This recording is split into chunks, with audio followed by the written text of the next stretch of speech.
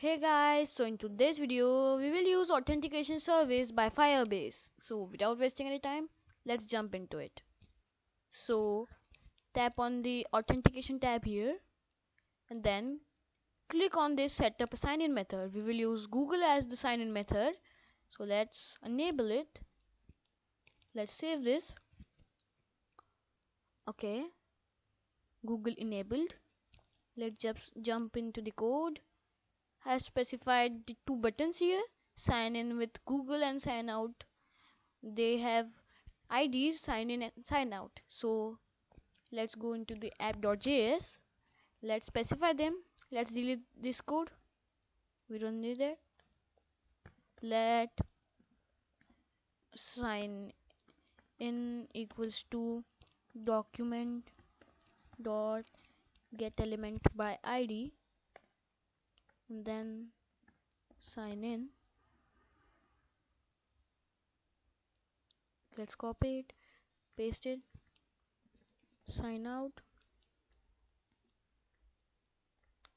Let's do this sign out. Let's save this. Let's specify our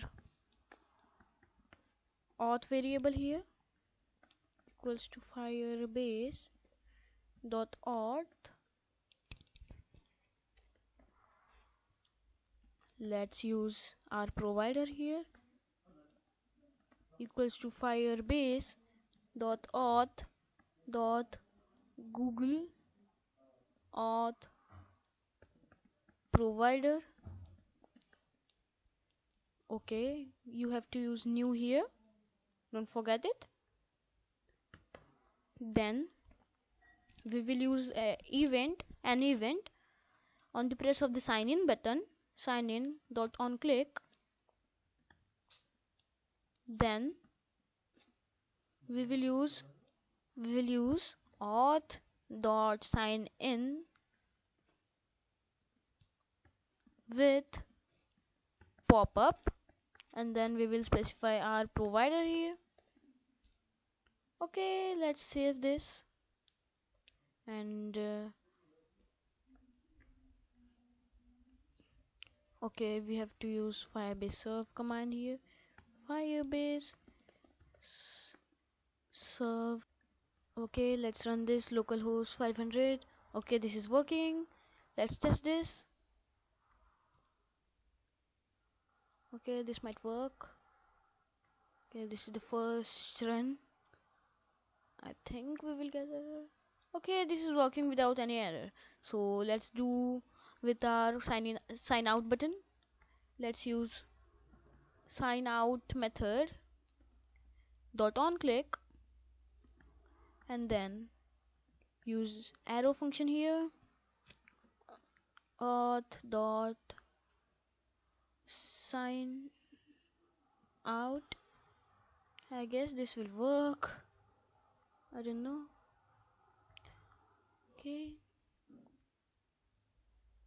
Okay, we are not getting an error. Let's test this. Okay, let's use an event on fire.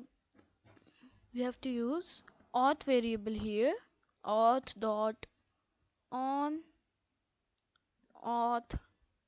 Okay, we have to use O as lowercase, on auth state changed. Then we will specify a function here and then we will use user variable here. I will show you where is the user variable. Go into the application tab here in the index DB and in the Firebase you can see here this is the value, this is the value. Okay, not value, a user, we have to use value. Okay, this is the value. We can use any parameter, any value. We can get any value from here.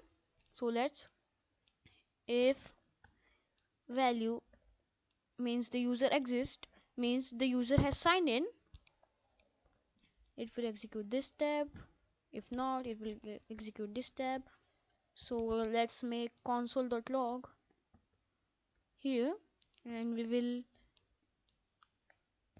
use that value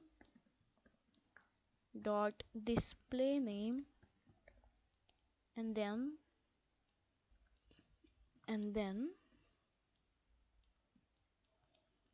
value dot email.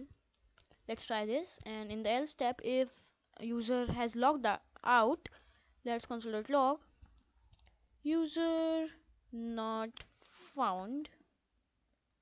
Let's reload the page. User not found. We currently haven't signed in yet. Okay, have to select an account.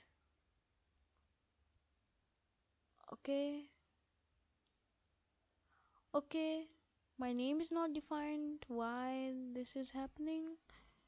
Let's copy this and paste this here. Okay, let's try now. Okay, my name and my email is shown here, so that it is for today, guys.